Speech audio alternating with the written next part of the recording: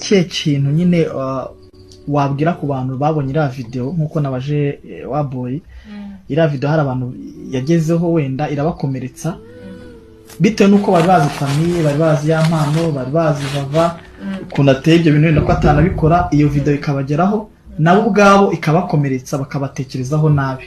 ni nk'ikihe kintu nababwira mbere na mbere ngenda saba imbabazi kubera ko nicyo kintu cyonyine kuri isi nari mfite cyangiza uwundi we nicyo kintu mbere yo kira video isohoka nari mfite kuko n'uwo muntu wagiye gukora icyo kintu yari abizi ko inshuti yanjye ya mbere magara cyangwa kuko nta handi hantu yigeze mbona atari mu muryango mbere na mbere njye mu muryango kuko nzi shoke bagize bambabari kuko hari ishusho banzimo birengagiza iriya shusho babonye ahubwo baha agaciro uwo bazi ubundi bambabarire ikindi nk'umuco nyarwanda ngenda saba imbabazi sosiyete ababyeyi abamama abantu bakuze igitsina gore kubera ko igihugu cyacu gifite umuco kigenderaho ni amahano ni ukuri ngenda saba imbabazi ababyeyi inshuti zanjye zambaga hafi nazo hari abatarabyumva kumva nk'umuntu ukuzi